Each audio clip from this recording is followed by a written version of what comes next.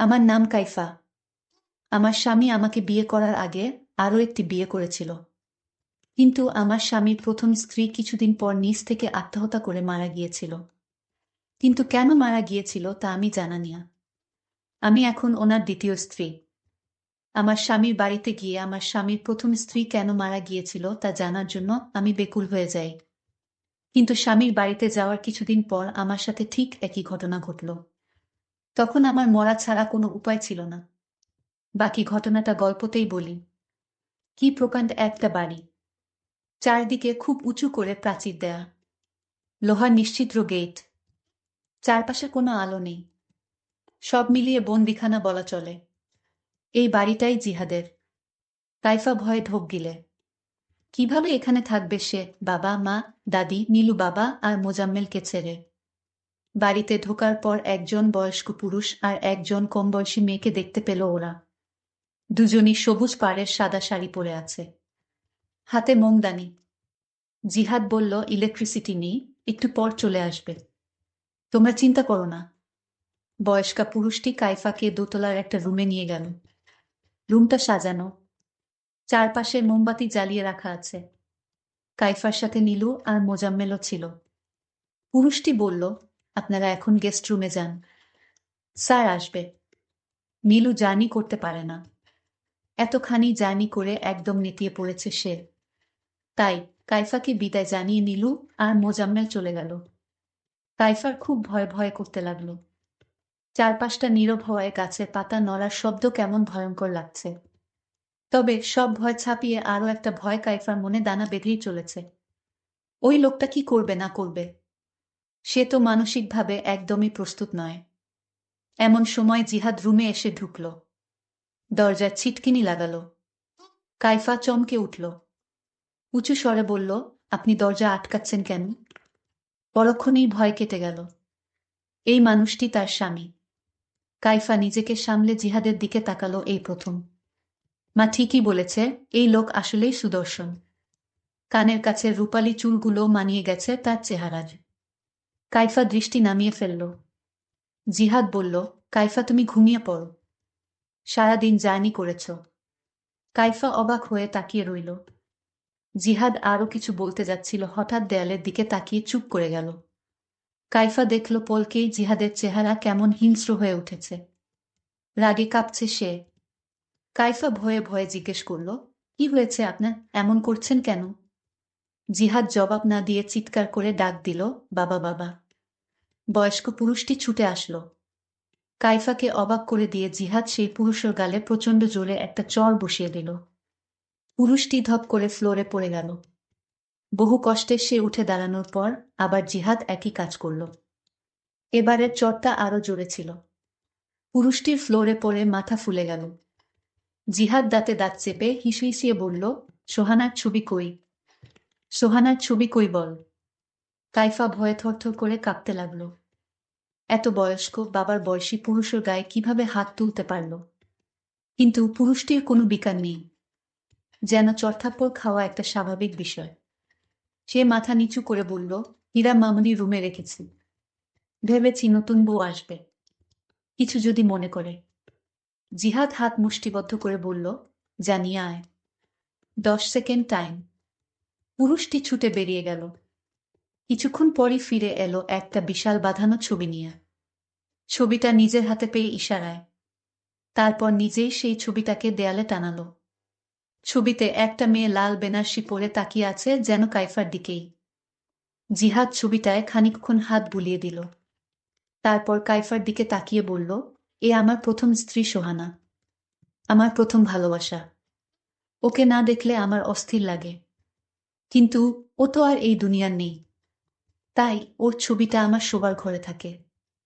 এতে তোমার আপত্তি আছে? কাইফা ভয়ে ভয়ে বলল, না। বেশ, তাহলে ঘুমিয়ে পড়ো। কাইফা বিছানায় শোয়া মাত্র বুঝল যে সে কতটা ক্লান্ত। মানসিকভাবে সে প্রচণ্ড দুর্বল হয়ে পড়েছে। সকালে ঘুম ভাঙার পর জিহাদকে সে ঘরে দেখতে পেল না। ঘড়িতে দেখল 7টা বাজে। ইস, এত দেরি হয়ে গেছে। খাট থেকে নামার সময় জিহাদ ঘরে ঢুকল। ভ্রু কুঁচকে বলল, তুমি এখনো সাজগোজ করনি কেন? নতুন বউকে এমন বিধবা বিধবা লাগলে কেমন করে হবে? আলমারি থেকে একটা লাল শাড়ি বের করে পরো। আর টেবিলে দেখো মালা আছে, মালাটা পরে নিও। কথাগুলো আদেশের ভঙ্গিতে বলে জিহাদ চলে গেল। কাইফা চোখের পানি মুছল। জিহাদের কথা মতো সেজে নিচে গিয়ে সে অবাক। নীলু আর মোজাম্মেল খাবার টেবিলে বসে আছে জিহাদের সাথে। কাইফাকে দেখে ওদের হাসি আরো বেড়ে গেল। কাইফা এসে একটা চেয়ারে বসল। জিহাদ উঠে চলে গেল কিচেনে। মোজাম্মেল বলল, জানো দুলাভাই আমাদের জিজ্ঞেস করে জেনেছে তোমার প্রিয় খাবার কি, তারপর নিজেই রান্না করেছে। এখনো করছে। কাইফা কি বলবে বুঝতে পারল না, বলল, কি বলছিস? নীলু বলল, হুমবুড়া ভূতে সেই প্রেম যাচ্ছে কাইফাকে পেয়ে। মালা বানায়া নিজ হাতে আবার কাইফাকে পরিয়ে দিচ্ছে। মোজাম্মেল বলল, উফ আপু, তোমার বেশি মুখ চলে। বুড়ো বুড়ো করো না তো, ছোটাপুর কষ্ট হবে। বলেই ওরা হাসতে লাগলো। বাবা থামিয়ে নীলু বলল, যতটা খারাপ প্রথমে ভেবেছিলাম উনি আসলে ততটা খারাপ না রে। কাইফা শুকনো মুখে তাকিয়ে রইল। লোকটাকে তো কাল রাতে খুব খারাপ মনে হয়েছিল। সে কি আসলে ভালো নাকি কাইফা কিছুই বুঝতে পারল না। কাইফা অনেকবার ভেবেছিল নীলুকে গত রাতের ঘটনা খুলে বলবে, কিন্তু তাকে তো একা পাওয়াই যাচ্ছিল না। সারাক্ষণ সে আর মোজাম্মেল জিহাদের সাথেই আড্ডা দিচ্ছিল। কি বাবা খুশি সবাই, কি দরকার আবার সবার মন নষ্ট করার। কাইফা তাই চুপ করেই রইল। কিছুক্ষণ পর নীলু আর মোজাম্মেল চলে যাবে। নীলু আমার ছোট বোন, আর মোজাম্মেল হলো আমার ছোট ভাই। তারা বলল আজ চলে যাবে। মোজাম্মেলের কলেজ খোলা। কাইফা তবুও বলল, আরেকটা দিন থেকে যেতে। জিহাদ হেসে বলল, যেতে চায় আটকাচ্ছ কেন? যখন মন চাইবে তখনই গাড়ি পাঠিয়ে ওদের নিয়ে আসব। চোখের পানি মুছে কাইফা ওদেরকে বিদায় দিল। জিহাদও অফিসে চলে গেল। একবার কাইফার দিকে তাকালো না। কাইফা একা একা কি করবে ভেবে পেল না। সে বাবা নামের পরিচারিকাটির কাছে গেল। বলল, কাল রাতে উনি যে কাজটা করেছে সেটার জন্য আমি আপনার কাছে দুঃখিত বাবা। মানে আমার শ্বশুর। বাবা চুপ করে রইল। কাইফা আরো কিছুক্ষণ গল্প করার চেষ্টা করল, কিন্তু বাবা বলল, বোমা এ বাড়িতে মালিক শ্রেণীর কারো সাথে অকারণে কথা বলা নিষেধ। এতে মালিকদের অপমান হয়। জিহাদ জানলে খুব রাগ করবেন। কাইফা অবাক হয়ে তাকিয়ে রইল। এত বড় বাড়িতে একা একা সে করবেটা কি? কোনো কাজও তো নেই। কাইফা দোতলায় উঠে গেল। যাওয়ার সময় বাবা পিছন ডেকে বলল, বোমা চিলেকোঠার ঘরে যাওয়া জিহাদের নিষেধ আছে। ওখানে যাবেন না। বাকি সব চাইলে ঘুরে দেখতে পারেন। কাইফা বেডরুমে এসে বসে রইল। তার ডায়েরিটা বের করল। লিখল, মা, আমার অনেক ভয় করছে। আমি তো এখনো অনেক ছোট। এখনো মানুষের মধ্যে থাকা অন্য রূপ ধরতে শিখিনি। কে খারাপ, কে ভালো বুঝিও না। কেন তুমি আমাকে এত দূরে সরিয়ে দিলে? আমার খুব মন চাইছে এসব কিছু ছেড়ে ছুড়ে তোমার কাছে চলে আসি। কাইফা লেখা বন্ধ করল। দেয়ালে থাকা সোহানার ছবির দিকে তাকিয়ে রইল। ছবিতে সোহানাকে খুব হাসি খুশি দেখাচ্ছে। কাইফার মনে হলো ছবিটির হাসির মধ্যে রয়েছে বিদ্রুপ। সে যেন বলছে, দেখেছিস আমার স্বামী এখনো আমাকেই ভালোবাসে। কাইফার হঠাৎ মনে পড়ল যে জিহাদ আর সোহানার তো একটা মেয়ে আছে। সে কি এই বাড়িতে থাকে না? মেয়েটার নাম সম্ভবত হীরা। গতরাতে বাবা বলেছিল। কাইফা হীরাকে খুঁজতে লাগল। দোতলার শেষ ঘরটার দরজা খোলা। কাইফা একটু উকি দিয়ে দেখল একটা 10-12 বছর বয়সী মেয়ের হাত পা বাঁধা। কম বয়সী কাজের মেয়েটি তাকে খাইয়ে দেওয়ার চেষ্টা করছে। হঠাৎ কাইফাকে দেখে কাজের মেয়েটি বিস্ফোরিত চোখে তাকাল। বলল, ম্যাডাম আপনি এখানে এসেছেন কেন? যান তাড়াতাড়ি। কাইফা বলল, তুমি বাচ্চা মেয়েটাকে বেঁধে রেখেছ কেন? বলেই কাইফা হীরার কাছে গেল। হীরা বলল, প্লিজ আপনি আমার বাঁধনগুলো একটু খুলে দিন। কাইফা হীরার দিকে তাকালো। গায়ের রং শ্যামলা। কি টানা টানা চোখ। কি অদ্ভুত মায়া চেহারায়। কিন্তু জিহাদ বা সোহানা কারো সাথেই চেহারার মিল নেই। কাজের মেয়েটি বলল, প্লিজ বাঁধন খুলবেন না। কাইফা কোনো কথা শুনল না। বাঁধন খুলে দেওয়ার সাথে সাথে ঘটালো অদ্ভুত এক ঘটনা। মুহূর্তেই হীরা প্রচণ্ড হিংস্র হয়ে উঠল। চিৎকার করে বলল, শয়তান, লোভী। আমার মায়ের জায়গা কাউকে নিতে দেব না, বলে আচমকা কাইফাকে চড় মেরে বসল। এগিয়ে এসে কাইফাকে ধাক্কা দিয়ে ফেলে দিল। কাজের মেয়েটি কোনো রকমে হীরাকে ধরে রাখল। কাইফা ভয়ে দৌড়ে নিজের রুমে এসে দরজা আটকে দিল। তার সারা শরীর কাঁপতে লাগল। একটু পর দরজার কড়া নাড়ার শব্দ শুনে সে আরো শিউরে উঠল। কিন্তু ওপাশ থেকে আওয়াজ আসলো, ম্যাডাম, আমি কাজের মেয়ে শিখা, দরজা খুলুন। কাইফা দরজা খুলে শিখাকে জড়িয়ে ধরে কেঁদে ফেলল। শিখা বলল, ম্যাডাম, হীরা মামনির মা নেই তো, তাই ও আপনাকে সহ্য করতে পারছে না। এর জন্য ওকে বেঁধে রাখা হয়েছে, নয়তো ও আপনার সাথে বা আপনার আত্মীয়দের সাথে খারাপ ব্যবহার করত। আপনি দয়া করে স্যারকে কিছু বলবেন না। মেয়েটা বড়ই দুঃখী। শিখা নামক কাজের মেয়েটি এই বলে চলে গেল। কাইফা মনে মনে বলল, আমি নিজেও অনেক অনেক দুঃখী। রাতে জিহাদ ফিরার পর কাইফা সবটা বলে দিল। জিহাদ কাইফার মাথায় হাত রাখল। বলল, তুমি আমার স্ত্রী। তোমাকে অনেক পছন্দ করে আমি ঘরে তুলেছি। তোমাকে অপমান করার অধিকার কারণ নেই। এরপর শিখাকে ডাকল জিহাদ। বলল, যাও হীরাকে নিয়ে এসো। শিখা কেঁপে কেঁপে বলল, স্যার, মাফ করে দেন, বাচ্চা মানুষ। জিহাদ বলল, আরেকটা কথা বললে তোকে। হঠাৎ কাইফাও ভয়ে কাঁপতে লাগল। বিচার দেয়াটা আসলেই উচিত হয়নি। শিখা হীরাকে নিয়ে রুমের দরজার কাছে দাঁড়ালো। জিহাদ ঝাঁঝালো কণ্ঠে জিজ্ঞেস করল, তুমি তোমার মায়ের গায়ে হাত তুলেছ, তোমাকে আমি ক্ষমা করব না হীরা। হীরা তার চেয়েও বেশি ঝাঁঝালো কণ্ঠে বলল, 2 দিন পর পর আপনি একটা করে রক্ষিতা ধরে নিয়ে এসে বলবেন এটা আমার মা, আর আপনি কি ভেবেছেন আপনাকে আমি ক্ষমা করব? জিহাদ দাঁতে দাঁত চেপে বলল, এই মেয়েকে 6 দিন কিছু খেতে দিবে না। শিখা কেঁদে ফেলল, বলল, স্যার, ও এমনিতেই 2 দিন ধরে কিছু খাচ্ছে না, প্লিজ স্যার।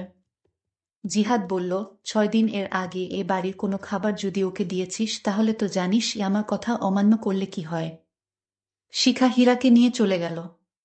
কাইফা কাঁদতে কাঁদতে বলল, বাচ্চা মেয়েটাকে মাফ করে দিন, আমার দোষ সব।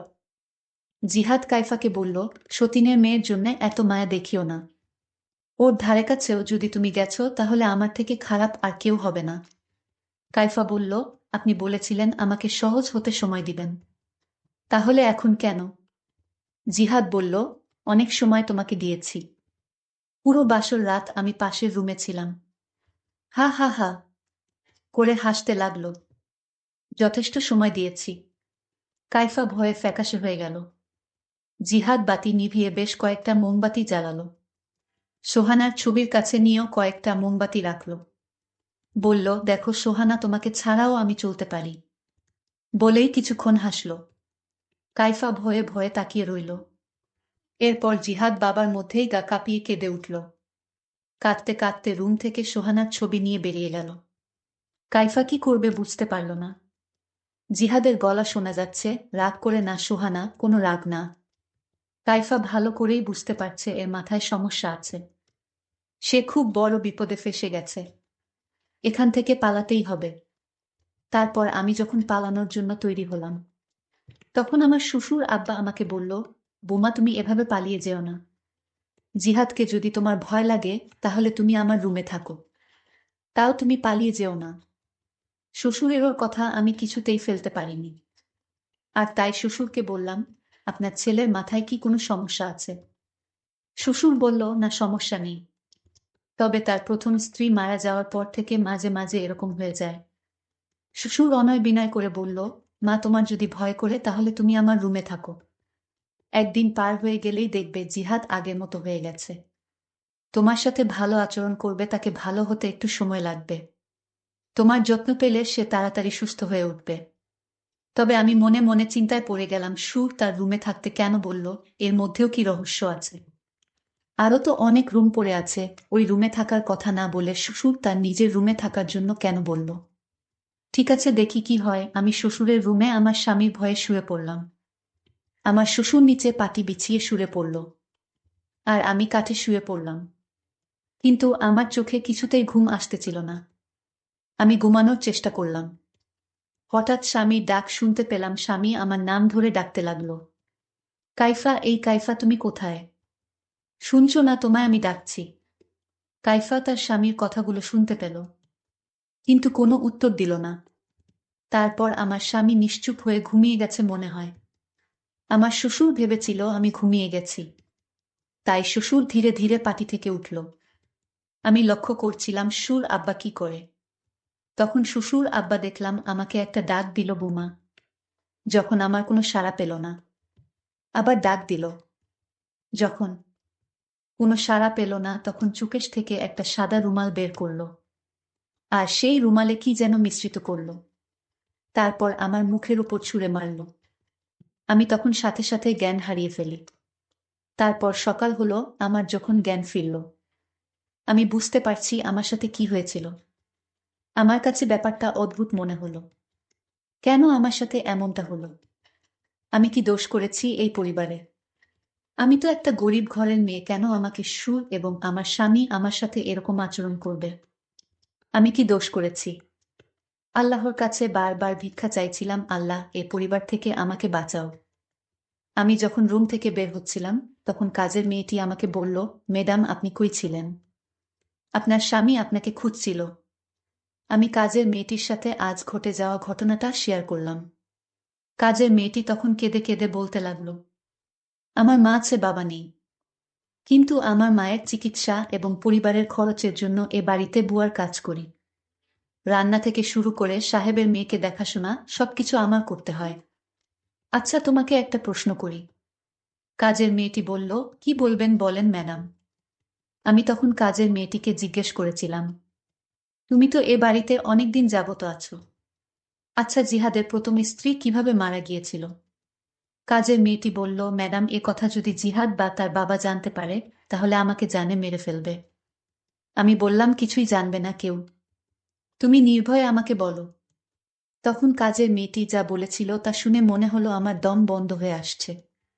কাজের মেয়েটি বলল, জিহাদ স্যারের প্রথম স্ত্রী সোহানা নিজ ইচ্ছায় দুনিয়া থেকে চলে গিয়েছিল। আমি তাকে প্রশ্ন করলাম, কেন, তার সাথে এমন কি হয়েছিল যে সোহানা নিজ ইচ্ছায় ওপারে চলে গেল? কাজের মেয়েটি বলল, সব কারণ জিহাদের বাবা মানে সোহানার শ্বশুর। সোহানার শ্বশুর সোহানার সাথে অদ্ভুত আচরণ করত।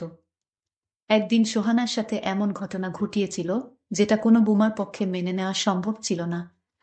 তাই সোহানার পক্ষেও মেনে নেওয়া সম্ভব হয়নি। সোহানা ম্যাডামকে জিহাদ স্যার খুব ভালোবাসত, আজ সোহানাকে হারিয়ে জিহাদ স্যার পাগলের মতো হয়ে গিয়েছে।